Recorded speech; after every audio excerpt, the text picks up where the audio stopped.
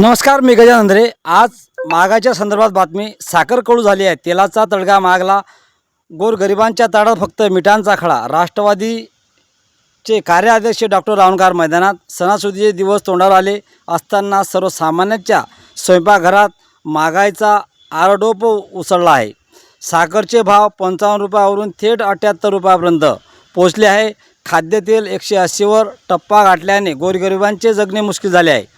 एकीकडे हाताला काम नाही, दुसरीकडे शेतमजुरी शिल्लक नाही, अशा दुहेरी संकटात सापडण्याच्या कष्टकऱ्यांच्या ताटात फक्त आज मिठांचा खडा उरला आहे। डॉक्टर रावणकर यांनी आज पत्रकारांशी बोलताना सरकारवर जोरदार टीकास्त्र सोडले। ते म्हणाले, एकीकडे बाजारात साखरचे ढीग लागले आहे, कारखान्यात साखर पडून आहे, मग भाव का वाढताय?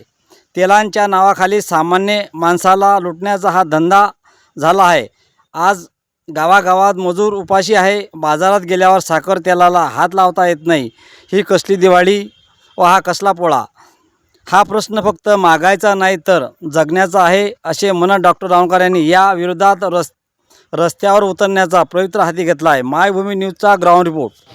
मी डॉक्टर ज्ञानेश्वर रावणकर, राष्ट्रवादी शरदचंद्र पवार शहर कार्याध्यक्ष खामगाव।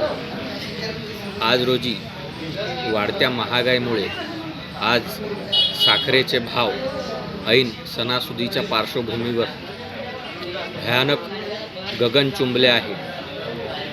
आज रोजी जर सणासुदीचा विषय म्हटला तर शेतकऱ्यांचा सण पोळा हा काही दिवसावर येऊन ठेपलेला आहे।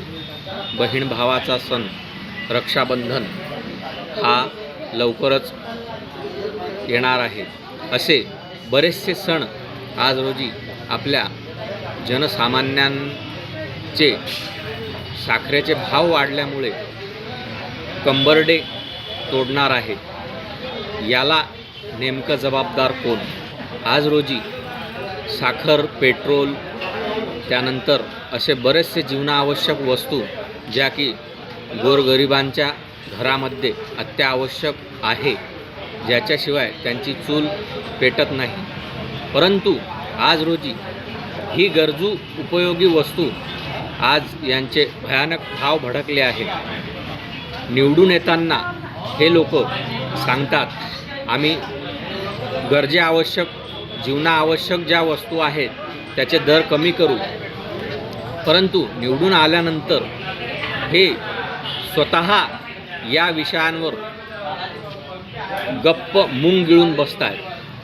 म्हणून या प्रशासनाने या बाबींवर जर लवकरात लवकर तोडगा काढून या भावांवर आळा घातला नाही तर राष्ट्रवादीतर्फे आमरण उपोषण केल्या जाईल, असं मी या माध्यमातून संदेश देतो।